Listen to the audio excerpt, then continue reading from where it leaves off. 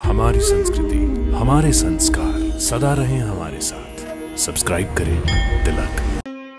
प्रार्थना की खुशबू, cycle pure अगरबत्ती।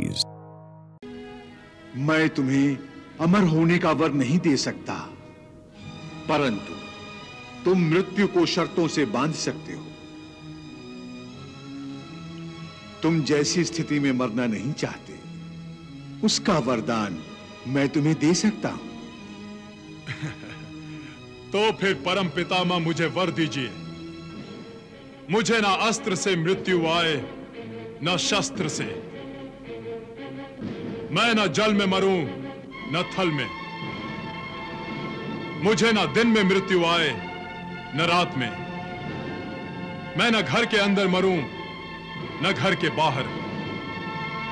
मैं न आकाश में मरूं, न पाताल में। न शैया पर मुझे मृत्यु आए, न धरती पर। न मानव से मरूं, न दानव से। न पशु से मरूं, न पक्षी से। मैं अपराजय हूं। तथास्तु।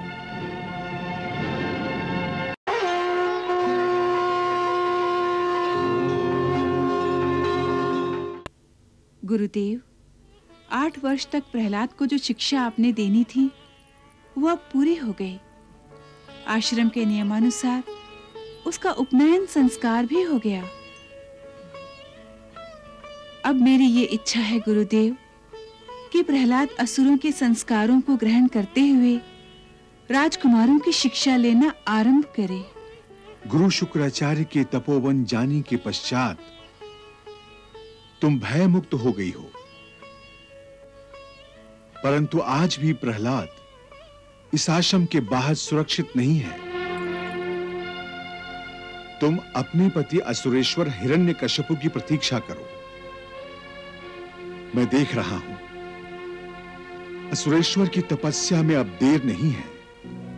ओम ब्रह्मणे नमः। ओम ब्रह्मणे नमः। ओम ब्रह्मणे नमः। ओम ब्रह्मणे नमः।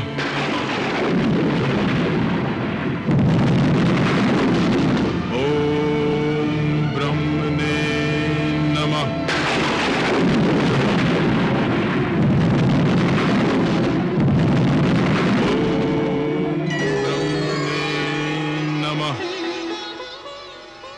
आंखें खोलो असुर श्रेष्ठ।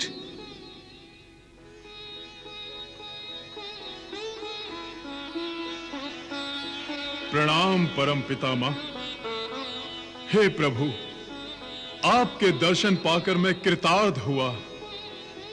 आज मेरा जन्म सार्थक हुआ प्रभु। मैं तुम्हारी तपस्या से प्रसन्न हुआ पुत्र। वर मांगो, तुम्हारी इच्छा पूर्ण होगी। यदि आप प्रसन्न हैं तो मैं आपसे केवल एक ही वर मांगता हूं। निसंकोच मांगो। मैं अमरता का वरदान मांगता हूं आपसे। मर्यादा का उल्लंघन मत करो पुत्र। जातस्य ही ध्रुवम मृत्युयः। सृष्टि की रचना के समय ही मैंने ये मर्यादा बांध दी थी। इस सृष्टि में जो भी उत्पन्न होगा उसकी मृत्यु भी होगी। तो मृत्यु तो होगी ही, इसे असत्य नहीं बनाया जा सकता। तब तो तपस्या का कोई फल नहीं मिला मुझे। मैं तुम्हें अमर होने का वर नहीं दे सकता, परंतु तुम मृत्यु को शर्तों से बांध सकते हो। तुम जैसी स्थिति में मरना नहीं चाहते, उसका वरदान मैं तुम्हें दे सकता हूं। तो फिर परम पितामह मुझे वर दीजिए। मुझे ना अस्त्र से मृत्यु आए, न शस्त्र से। मैं न जल में मरूं, न थल में। मुझे ना दिन में मृत्यु आए, न रात में। मैं न घर के अंदर मरूं, न घर के बाहर। मैं न आकाश में मरूं, न पाताल में। न शैया पर मुझे मृत्यु आए, न धरती पर। न मानव से मरूं, न दानव से। न पशु से मरूं, न पक्षी से। मैं अपराजय हूं। तथास्तु।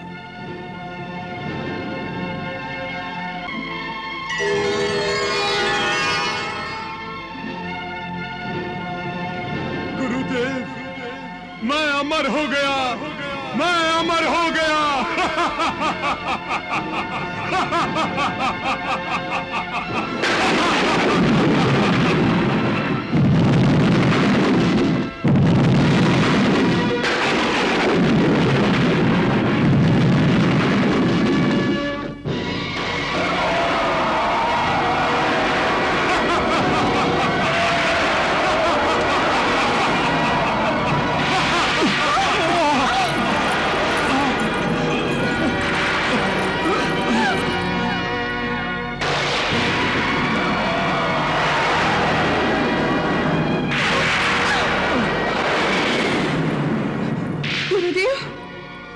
अशुभ संकेत किस अनहोनी घटना के द्योतक है?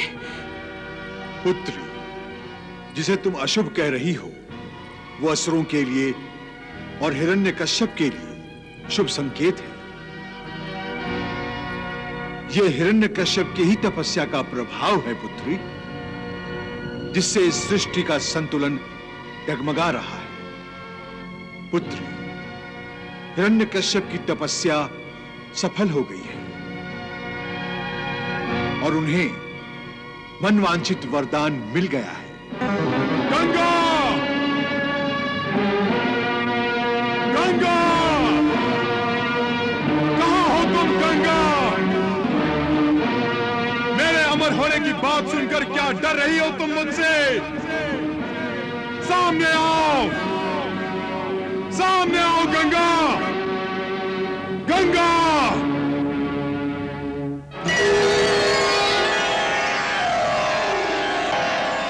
वत्स, बड़े प्रसन्न दिखाई दे रहे हो।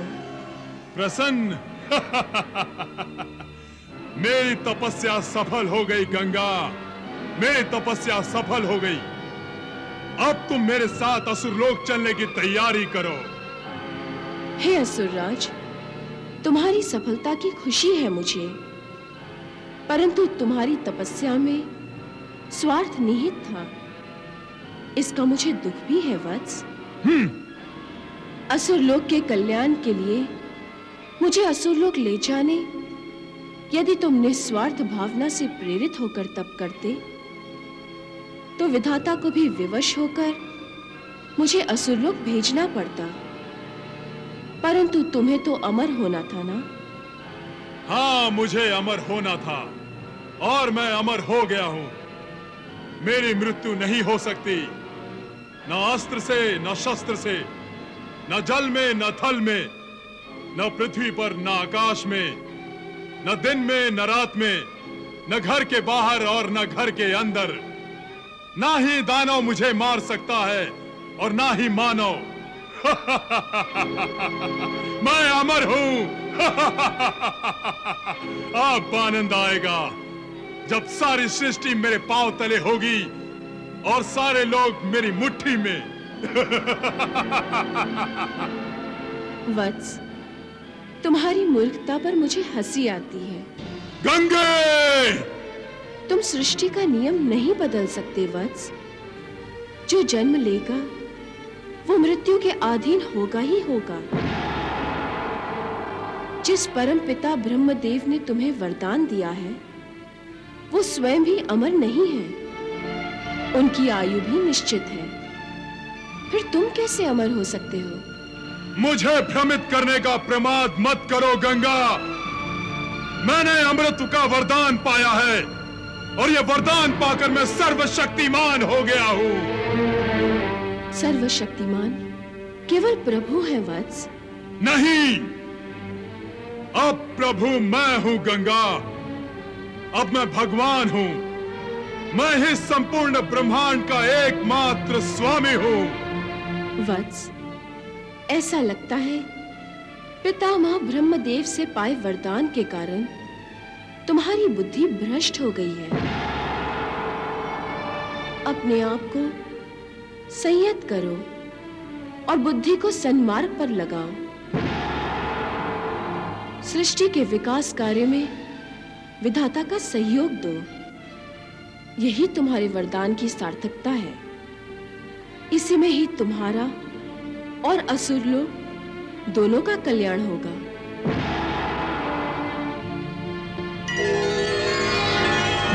गंगे, तुम और कितने दिन मुझसे छिप सकती हो? मैं शीघ्र ही तुम्हें असुरलोक ले जाऊंगा। यह मृत्युंजय हिरण्यकश्यप की चेतावनी है। माताश्री, माताश्री। क्या बात है आल्हाद? तुम्हारी आवाज मुझे बता रही है कि तुम बड़े प्रसन्न हो। माताश्री, प्रसन्न होने जैसी ही बात है। पिताश्री की तपस्या सफल हो गई है माताश्री। सच सच आल्हाद, आज मेरी भी तपस्या सफल हो गई आल्हाद। आज मेरी भी तपस्या सफल हो गई। माताश्री, आपकी तपस्या? हाँ आल्हाद, मैं भी तो उनके साथ तपस्या कर रही थी। उनकी तपस्या सफल होने के लिए तपस्या कर रही थी। अपने सौभाग्य की रक्षा के लिए तपस्या कर रही थी। जाओ आल्हाद, जाओ। तुम्हारे पिताश्री किसी भी पल असुरलोक में आ जाएंगे। उनके स्वागत की तैयारियां करो। सारे राजभवन को फूलों से और पताकाओं से सजा दो। पूरी नगरी को सुशोभित कर दो। जाओ आल्हाद, जाओ। और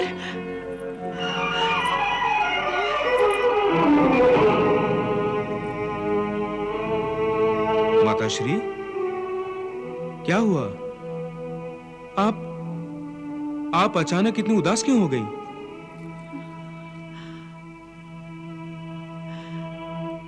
आल्हाद, यदि तुम्हारे पिताश्री ने तुम्हारी छोटी माँ और प्रहलाद के बारे में पूछा तो हम उन्हें क्या उत्तर देंगे?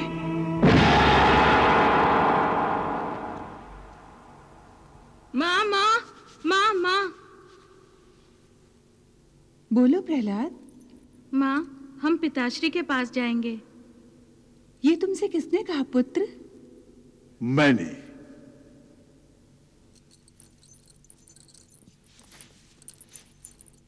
मैंने कहा था ना तुम्हें, जैसे ही सुरेश्वर असुर लोग पहुंचेंगे मैं तुम्हें तुम्हारे ससुराल पहुंचा दूंगा। इसका अर्थ गुरुदेव कि असुरेश्वर असुर लोग पहुंच गए हैं? हाँ पुत्री।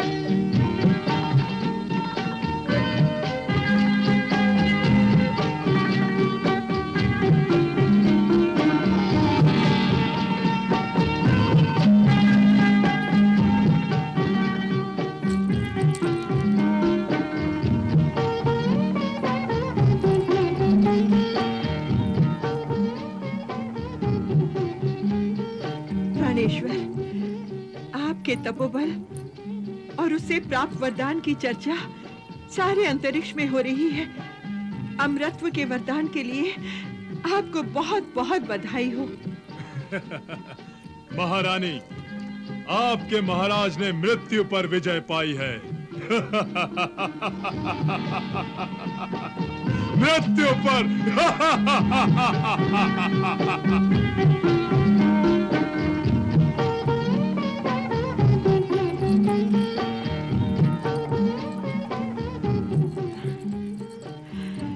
आइए महाराज, आइए, पधारिए। महाराज, इतने दिनों के बाद आपको देखकर मेरी आंखें धन्य हो गई हैं महाराज।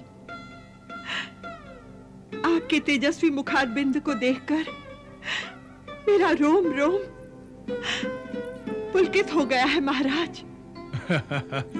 सच? हाँ महाराज, ऐसा लग रहा है कि जैसे आपके लौट आने से मेरी आत्मा मेरे शरीर में लौट आई है। आपके जाने से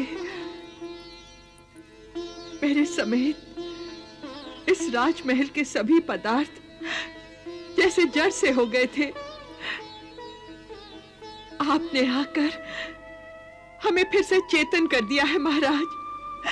हम आपके हृदय से आभारी हैं महाराज। हमारे आते ही आपने आभार का भार हम पर डाल दिया।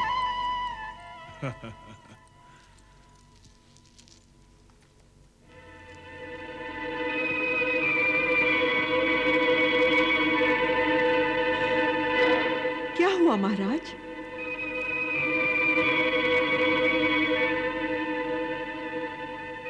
हमारी कयाधु दिखाई नहीं दे रही। छोटी माँ राजमहल में नहीं है महाराज। क्यों?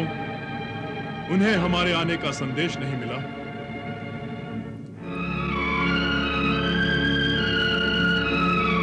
युवराज। जी महाराज। रानी कयाधु को हमारे आने का संदेश दिया गया या नहीं? सूचना तो उन्हें अवश्य मिल गई होगी महाराज। तो फिर वो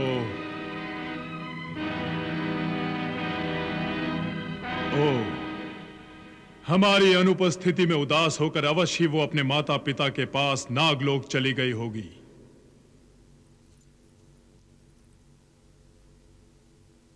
हमारे पुत्र को भी तो जन्म दिया होगा कयाधु ने। युवराज। जी महाराज। जाओ और जाकर आदर सत्कार के साथ अपनी छोटी मां को असुरलोक ले आओ। हम अपने पुत्र को देखने के लिए अति उत्सुक हैं।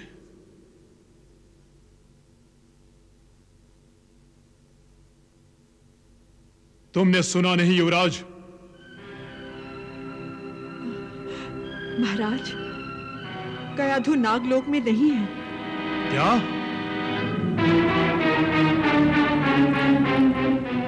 आप कक्ष में चलिए, हम आपको बताते हैं कि आपकी अनुपस्थिति में यहाँ क्या क्या हुआ है।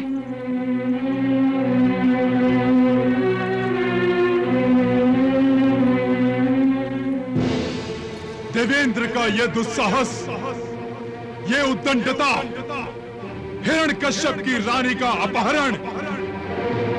देवेंद्र, बचा सकता है तो बचा अपने स्वर्ग लोक को। अमरता का वरदान पाया हुआ हिरण्यकश्यप तुझे तेरे किए हुए अपराध का दंड देने आ रहा